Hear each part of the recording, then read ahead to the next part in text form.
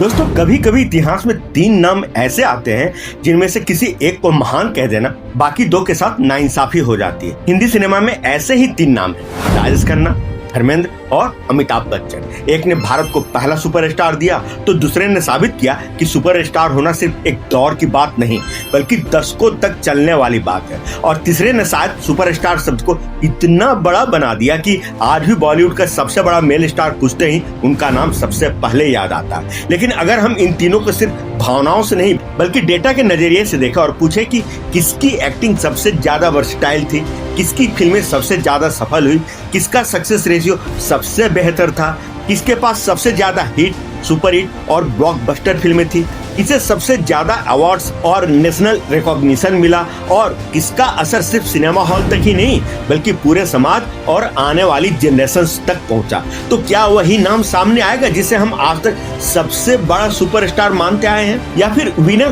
कोई और होगा? आज हम इन्हीं सब सवालों का जवाब आपको देंगे और सिर्फ भावनाओं के आधार पर फैसला नहीं करेंगे बल्कि 5 पैरामीटर्स पर कसकर जांचेंगे, परखेंगे और जानने की कोशिश करेंगे कि इनमें से सबसे बड़ा सुपरस्टार कौन था। तो चलिए दोस्तों बिना देर किए शुरू करते हैं ये video. Round 1, starting career and career pick. दोस्तों कहानी शुरू होती है उस आदमी से जिसने सुपरस्टार शब्द को जन्म दिया, यानी कि राजेश खन्ना।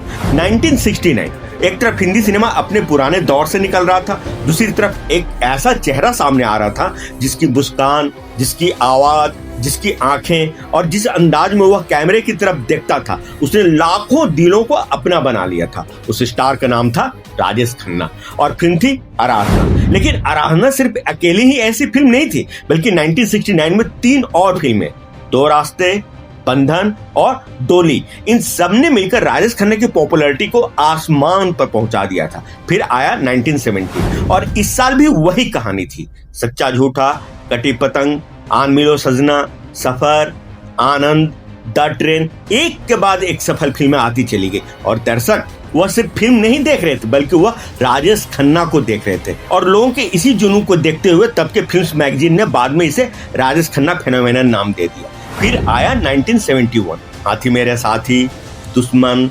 मर्यादा, अंदाज, अमर प्रेम और राजेश खन्ना ने अपनी लगातार सफल फिल्मों की संख्या 15 तक पहुंचा दी, वो भी सिर्फ 21 महीनों में। एक ऐसा रिकॉर्ड जिसे आज तक कोई दूसरे बड़ा सा भी बड़ा स्टार दोहरा नहीं सका। और फिर आया 1972 और अचानक राजेश खन्ना की 5 फिल्में बैक टू बैक फ्लॉप हो जाती है। वही एक्टर जिसकी फिल्में लगातार चल रही थी अचानक पीछे हटने लगता है और उसी साल एक दूसरा नाम बहुत तेजी से उभर कर आता है, धर्मेंद्र। दोस्तों धर्मेंद्र की कहानी राजेश खन्ना से बिल्कुल अलग है। राजेश खन्ना एक एक्सप्लोजन थे तो धर्मेंद्र एक मैराथन। 1966 में फूल और पत्थर ने उन्हें टॉप लीग में पहुंचाया। फिर 1968 में आंखें और शिकार के साथ उनका कॉमर्शियल स्टेचर और मजबूत हुआ। फिर 1969 में आया सावन झूम के, 1970 में जीवन मृत्यु, शराफत और तुम हंसी मैं जवां, फिर 1971 में मेरा गांव मेरा देश, नया जमाना और इसके बाद 1972 में Dharmendra becomes number 1। Box office records का अनुसार 1972 में राजेश खन्ना का एक्स्ट्राऑर्डिनरी रन अचानक टूटता है और धर्मेंद्र राजा जानी, समाधि और सीता और गीता जैसी सफल फिल्मों के साथ टॉप पर पहुंच जाते हैं। अब जरा ध्यान दीजिए, यह सिर्फ एक साल की बात नहीं थी। 1973 में जुगनू, यादों की बारात, कहानी किस्मत की, लोफर, झील के उस पार, फिर 1974 में दोस्त और पत्थर और पायल, इन सारी फिल्मों ने धर्मेंद्र के बॉक्स ऑफिस डोमिनेंस को बनाए रखा। फिर आया 1975। दोस्तों 1975 यह शायद इस पूरी डिबेट का सबसे महत्वपूर्ण साल है क्योंकि इस साल अमिताभ बच्चन भी मौजूद थे, धर्मेंद्र भी और राजेश खन्ना का ऑरा अभी तक पूरी तरह से खत्म नहीं हुआ। फिर 1975 में रिलीज हुई 2 फिल्म, दीवार और शोले की अपार सफलता के बाद अमिताभ बच्चन अब तेजी से सफलता की सीढ़ियां चढ़ने लगे थे। 1977 तक आते आते अमिताभ अब अपने खेल के माहिर खिलाड़ी बन चुके थे। 1977 में धर्मेंद्र के पास धर्मवीर, चाचा भतीजा, खेल खिलाड़ी का और ड्रीम गर्ल जैसी सफल फिल्में थी तो अमिताभ के पास अमर अकबर एंथोनी, परवरिश, खून पसीना और अदालत यानी मामला लगभग बराबरी का था। लेकिन 1978 में कुछ ऐसा हुआ जिसने यह फैसला कर दिया कि आने वाला दौर किसका होने वाला है।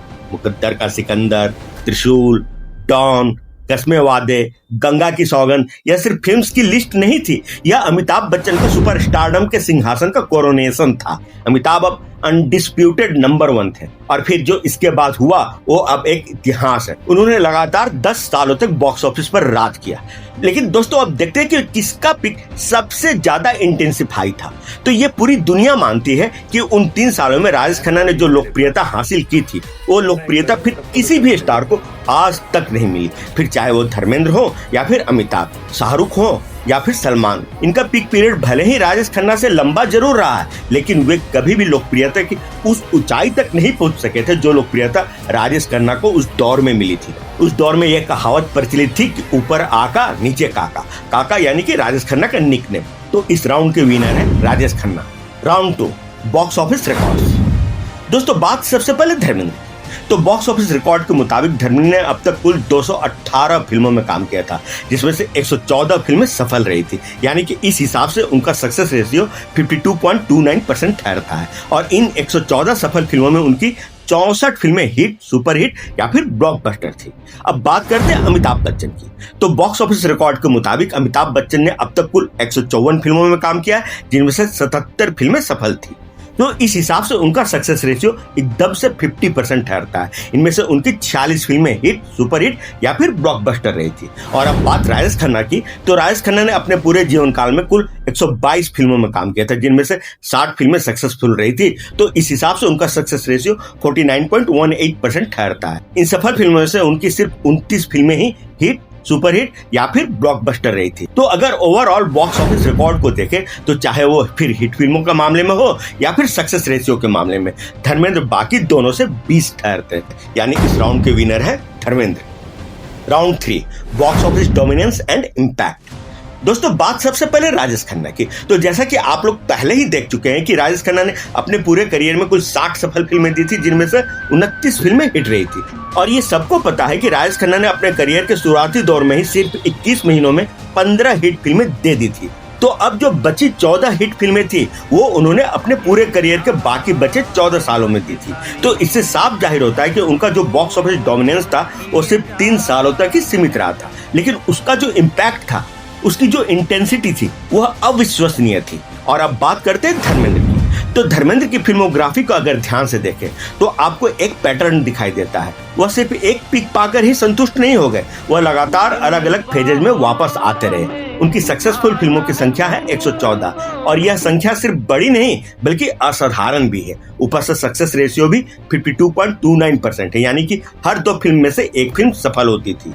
उनकी बड़ी कॉमर्शियल फिल्म्स में फूल और पत्थर, आंखें, आया सावन झूम के, मेरा गांव मेरा देश और बाद में हुकूमत जैसी फिल्मों का योगदान है। लेकिन धर्मेंद्र की कहानी का सबसे बड़ा सरप्राइज अभी बाकी है। 1987, 52 साल की उम्र और 8 सक्सेसफुल फिल्म्स। सोचिए, एक एक्टर जिसने 1960s में शुरुआत की थी, 1970s में सुपरस्टार बना, अमिताभ के राइज को देखा और फिर 1980s में भी कॉमर्शियल रेलेवेंस बनाए रखी और फिर 1987 में एक बार फिर बॉक्स ऑफिस पर तूफान ला दिया। यही है धर्मेंद्र। अब बात करते हैं अमिताभ की। अब देखिए, अमिताभ के खाते में सिर्फ 46 हिट फिल्में हैं और धर्मेंद्र के खाते में 64 है। लेकिन सवाल यह है कि अमिताभ की उन 46 हिट फिल्मों ने क्या इम्पैक्ट पैदा किया था। 1975 दीवार और शोले, 1977 अमर अकबर एंथोनी, 1978 मुकद्दर का सिकंदर, त्रिशूल और डॉन, 1979 सुहाग, 1980 दोस्ताना और राम बलराम, 1981 नसीब, लावारिस, कालिया और याराना, 1982 नमक हलाल, खुद्दार और सत्ते पे सत्ता, 1983 कूली और अंधा कानून, 1985 मर्द और गिरफ्तार। ये सारी फिल्में एक से बढ़कर एक हिट, सुपर हिट, ब्लॉकबस्टर या फिर सुपर ब्लॉकबस्टर थी। अब फर्क को समझिए, राजेश खन्ना के पास सबसे बड़ा पिक है, वो बहुत ही कॉन्सेंट्रेटेड है और उसका इम्पैक्ट भी बहुत बड़ा है, लेकिन वो पिक पीरियड बहुत ही छोटा था, महज 3 सालों का। लेकिन धर्मेंद्र के पास एक लंबा कॉमर्शियल कैरियर है, लेकिन अगर उनके पीक पीरियड को काउंट करें तो वो महज 4 सालों का है, 1973 से लेकर 1976 तक। और अब अगर बात करें अमिताभ बच्चन की, तो अमिताभ बच्चन का पीक पीरियड 10 सालों का है, 1977 से लेकर 1986 तक। यानी कि अमिताभ का जो डोमिनेंस था बॉक्स ऑफिस पर वह काफी ज्यादा बड़ा था, उसकी धमक और चमक बहुत ज्यादा बड़ी थी, वो एक कॉन्सेंट्रेटेड पीरियड ऑफ डोमिनेशन था। तो इस हिसाब से इस राउंड के विजेता है Amitabh Bachchan. Round 4, acting talent and versatility. दोस्तों अब बॉक्स ऑफिस से बाहर निकलते हैं और देखते हैं कि किस स्टार का एक्टिंग कैलिबर कैसा था। और बात सबसे पहले करते हैं राजेश खन्ना की। राजेश खन्ना की सबसे बड़ी ताकत थी इमोशनल कनेक्शन, रोमांस में सॉफ्टनेस और ड्रामा में दर्द। आपने उनको आनंद में कंट्रोल्ड इमोशंस के साथ, अमर प्रेम में वल्नरेबिलिटी के साथ और बावर्ची में वार्मथ के साथ देखा होगा। इन फिल्मों में कई बार ऐसा लगता था कि वह डायलॉग बोलते नहीं थे, वह डायलॉग को महसूस करवाते थे और यही उनकी सबसे बड़ी ताकत थी। लेकिन उनकी लिमिटेशंस क्या थी? तो उनका सबसे powerful image romantic emotional space में था बस। वे एक्शन, डांस और कॉमेडी में उतना कंफर्टेबल नहीं थे जितना कि उनके दूसरे कॉम्पिटिटर्स थे। और अब बात करते हैं धर्मेंद्र की। तो धर्मेंद्र जिसे लोग अक्सर एक्शन हीरो समझ लेते हैं, लेकिन आप उनकी फिल्म सत्यकाम को देखिए, अनुपमा को देखिए, चुपके चुपके को देखिए या फिर शोले और मेरा गांव मेरा देश को ही देखिए। एक ही अभिनेता लेकिन इतने अलग अलग रंग, और यही उनकी सबसे अंडररेटेड क्वालिटी है, नेचुरल वर्सटैलिटी। उनके अंदर एक सहजता थी, एक अर्दी क्वालिटी थी, एक ऐसा चार्म जिसे कैमरा भी पसंद करता था। लेकिन उनकी भी एक लिमिटेशन थी, वे भी डांस में उतने कंफर्टेबल नहीं थे। और अब बात अमिताभ की। तो अमिताभ की बात शुरू करते ही सारा गेम बदल जाता है। आनंद का वह शांत डॉक्टर हो या फिर जंजीर का एंग्री पुलिस ऑफिसर, दीवार का वह वुंडेड रिबेल हो या फिर शोले का जय, अमर अकबर एंथोनी का कॉमिक एंथोनी हो या फिर डॉन का कूल विलेनियस हीरो, अग्निपथ का डार्क इंटेंसिटी वाला विजय दीनानाथ चौहान हो या फिर बाद के दौर का ब्लैक, पा, पीकू और पिंक का अमिताभ। हर रोल में फिट, चाहे वो रोमांटिक हो या फिर एक्शन, डांस हो या फिर कॉमेडी, सीरियस हो या फिर लाइट, सब में फिट। उनके रोल में कई बार आपको कॉन्ट्रास्ट दिखता था। दरअसल अमिताभ ने सिर्फ रोल्स ही नहीं बदले, बल्कि उन्होंने अपना स्क्रीन आइडेंटिटी बार बार रीइन्वेंट किया। इसलिए एक्टिंग एंड वर्सटैलिटी वाले सेगमेंट का अनडिस्प्यूटेड विनर है Amitabh Bachchan. Round 4, awards and recognition. अब बात अवार्ड्स एंड रिकॉग्निशन की, तो बात सबसे पहले शुरू करते हैं राजेश खन्ना की। तो राजेश खन्ना ने फिल्म फेयर बेस्ट एक्टर का अवार्ड 3 बार जीता था। फिर बाद में उन्हें भारत सरकार की तरफ से पद्म भूषण सम्मान से भी नवाजा गया। लेकिन उनकी सबसे बड़ी जो ट्रॉफी थी वो थी इंडियाज फर्स्ट सुपरस्टार। यह टाइटल ऐसा था कि इसके आगे कई पुरस्कार फीके थे। और अब बात करते हैं धर्मेंद्र। तो धर्मेंद्र को वैसे तो एक्टिंग के लिए उतनी संख्या में अवार्ड्स नहीं मिले, लेकिन Filmfare lifetime achievement award, Padma Bhushan और मरणोपरांत 2026 में पद्म विभूषण सम्मान से जरूर उन्हें नवाजा गया। और ये रिकॉग्निशन उनको सिर्फ उनकी फिल्मों के लिए नहीं, बल्कि इंडियन सिनेमा में उनके विशाल योगदान के लिए मिला था। और अब बात करते हैं अमिताभ बच्चन की। तो यहाँ ट्रॉफी कैबिनेट लगभग अलग ही लीग में चली जाती है। उनको 4 बार नेशनल अवार्ड और 8 बार फिल्म फेयर अवार्ड मिल चुके हैं। इसके अलावा उनको पद्मश्री, पद्म भूषण, पद्म विभूषण और दादा साहब फाल्के अवार्ड से भी नवाजा जा चुका है। यानी इस मामले में वे अपने कॉम्पिटिटर्स से कोसों आगे हैं। तो इस राउंड के विनर है Amitabh Bachchan. Round number 6, social impact and legacy. दोस्तों इस राउंड का फैसला करना सबसे कठिन है, क्योंकि यहाँ कोई स्प्रेडशीट काम नहीं करती, यहाँ पीढ़ियां बोलती है। तो बात शुरू करते हैं राजेश खन्ना से। राजेश खन्ना ने फैन कल्चर बदला, उनके हेयर स्टाइल कॉपी हुए, उनका फैशन कॉपी हुआ, उनकी स्माइल, उनकी मैनरिज्म, उनका रोमांटिक इमेज एक जनरेशन की फैंटेसी बन गई।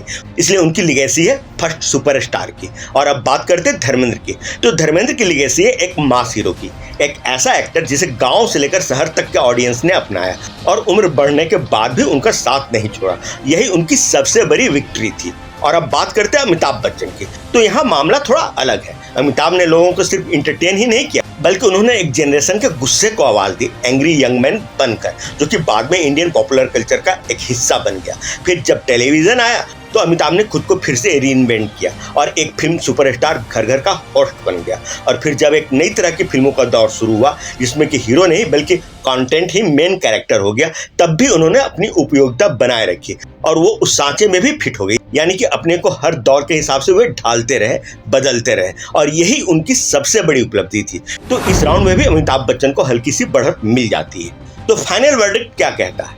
तो फाइनल वर्डिक्ट क्या कहता है?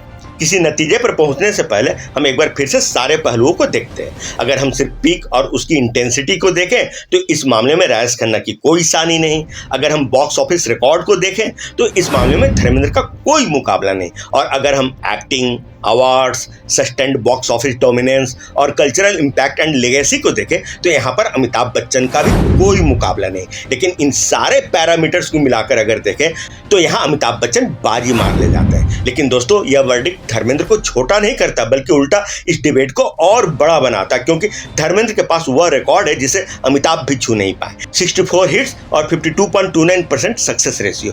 और राजेश खन्ना के पास वह पिक जिसे शायद बॉलीवुड फिर कभी उस रूप में देख नहीं पाया, 15 कंसेक्यूटिव सक्सेसेस। दोस्तों अब बारी आपकी है। अगर आपको इन तीनों लीजेंड्स में से किसी एक को चुनना होता तो आप किसका नाम लेते? धर्मेंद्र, अमिताभ या फिर राजेश खन्ना? कमेंट्स में सिर्फ नाम लिखिएगा, लेकिन उसके पीछे का लॉजिक भी जरूर लिखिएगा, क्योंकि जनता का फेवरेट कौन है ये जानना सबसे ज्यादा जरूरी है। तो फिर दीजिए इजाजत, मिलते हैं अगले वीडियो में। ये वीडियो अगर पसंद आया हो तो वीडियो को लाइक और शेयर करना ना भूलें, और अगर चैनल को अभी तक आपने सब्सक्राइब नहीं किया तो प्लीज आप इसे सब्सक्राइब करके बेल आइकन को दबाना ना भूलें, ताकि आपको ऐसे ही बेहतरीन वीडियोस की नोटिफिकेशंस लगातार मिलती रहे। आप देख रहे हैं एनकेडी अड्डा, मैं हूं आकाश वर्मा। आपको हमारी पूरी टीम की तरफ से नमस्कार, आदाब और सत श्री अकाल।